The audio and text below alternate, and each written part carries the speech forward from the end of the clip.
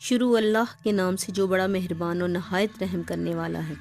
السلام علیکم سامعین، میں طاہرہ ذیشان ہوں اور آپ دیکھ رہے ہیں ہمارا چینل حکایات و واقعات۔ عیسائیوں کو مباہلہ سے فرار۔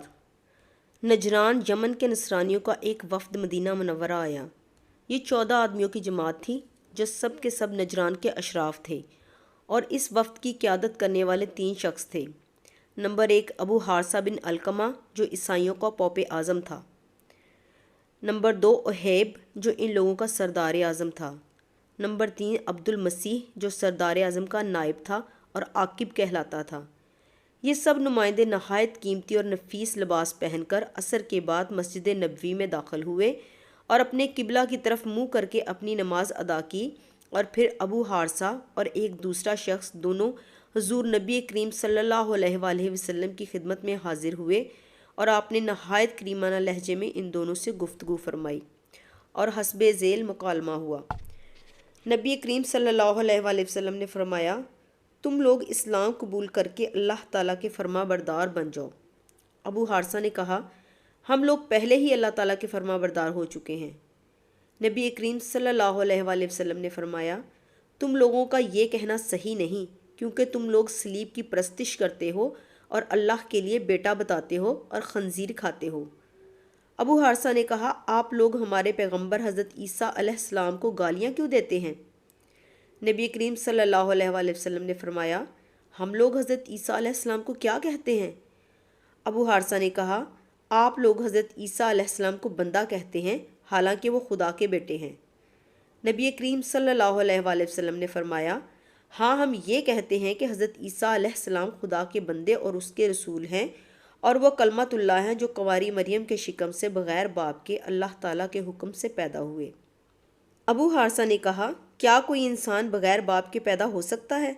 جب آپ لوگ یہ مانتے ہیں کہ کوئی انسان حضرت عیسیٰ علیہ السلام کا باپ نہیں ہے، تو پھر آپ لوگوں کو یہ بھی ماننا پڑے گا کہ ان کا باپ اللہ تعالیٰ ہے۔ نبی کریم صلی اللہ علیہ وآلہ وسلم نے فرمایا، اگر کسی کا باپ کوئی انسان نہ ہو تو اس سے یہ لازم نہیں آتا کہ اس کا باپ خدا ہی ہو۔ خداوند تعالیٰ اگر چاہے تو بغیر باپ کے بھی آدمی پیدا ہو سکتا ہے۔ دیکھو، حضرت آدم علیہ السلام کو تو بغیر ماں باپ کے اللہ تعالیٰ نے مٹی سے پیدا فرما دیا، تو جس اللہ تعالیٰ نے حضرت آدم علیہ السلام کو بغیر ماں باپ کے پیدا فرما دیا، اگر اس نے حضرت عیسیٰ علیہ السلام کو بغیر باپ کے پیدا کر دیا تو اس میں تعجب کی کون سی بات ہے؟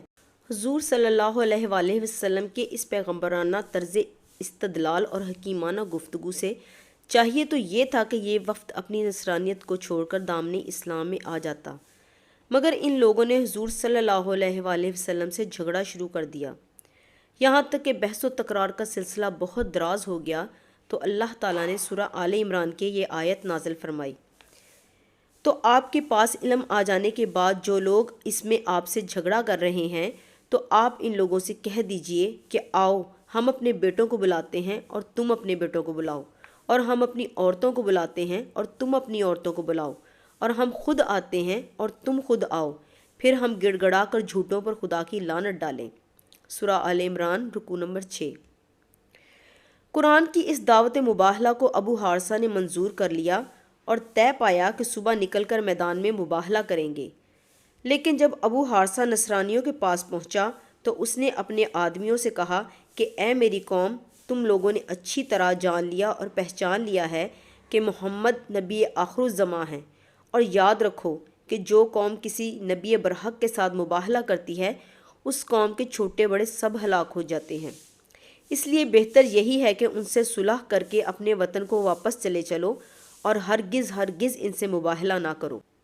چنانچہ صبح کو جب ابو حارثہ حضور صلی اللہ علیہ وآلہ وسلم کے سامنے آیا تو یہ دیکھا کہ آپ حضرت حسین رضی اللہ تعالیٰ عنہ کو گود میں اٹھائے ہوئے اور حضرت حسن رضی اللہ تعالیٰ عنہ کی انگلی تھامے ہوئے ہیں، اور حضرت فاطمہ اور حضرت علی رضی اللہ تعالیٰ عنہما آپ کے پیچھے چل رہے ہیں، اور آپ ان لوگوں سے فرما رہے ہیں کہ میں جب دعا کروں تو تم لوگ آمین کہنا۔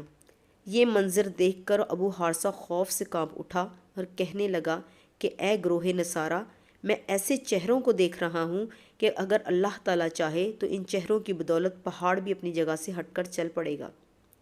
لہٰذا اے میری قوم، ہرگز ہرگز مباہلہ نہ کرو، ورنہ ہلاک ہو جاؤ گے، اور روئے زمین پر کہیں بھی کوئی نصرانی باقی نہ رہے گا۔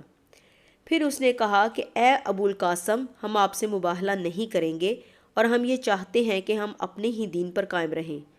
حضور صلی اللہ علیہ وآلہ وسلم نے ان لوگوں سے کہا کہ تم لوگ اسلام قبول کر لو تاکہ تم لوگوں کو مسلمانوں کے حقوق حاصل ہو جائیں۔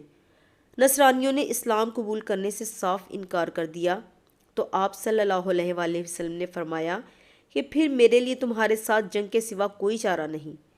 یہ سن کر نصرانیوں نے کہا کہ ہم لوگ عربوں سے جنگ کرنے کی طاقت نہیں رکھتے، لہٰذا ہم اس شرط پر صلح کرتے ہیں کہ ہم آپ سے جنگ نہ کریں اور ہم کو آپ اپنے ہی دین پر قائم رہنے دیں، اور ہم بطور جزیہ آپ کو ہر سال 1000 کپڑوں کے جوڑے دیتے رہیں گے۔ چنانچہ حضور صلی اللہ علیہ وآلہ وسلم نے اس شرط پر صلح فرمائی اور ان نصرانیوں کے لیے امن و امان کا پروانہ لکھ دیا۔ اس کے بعد آپ نے فرمایا کہ نجران والوں پر ہلاکت و بربادی آن پہنچی تھی، مگر یہ لوگ بچ گئے۔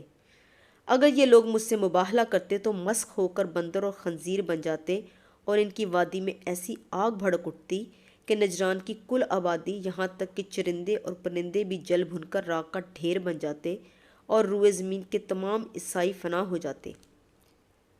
ایسی مزید ویڈیوز دیکھنے کے لیے ہمارے چینل کو سبسکرائب کریں تاکہ ہماری نئی ویڈیوز کی نوٹیفیکیشن آپ کو بر وقت ملتے رہیں۔ ملتے ہیں پھر کسی نئی ویڈیو کے ساتھ، تب تک کے لیے اللہ نگہبان۔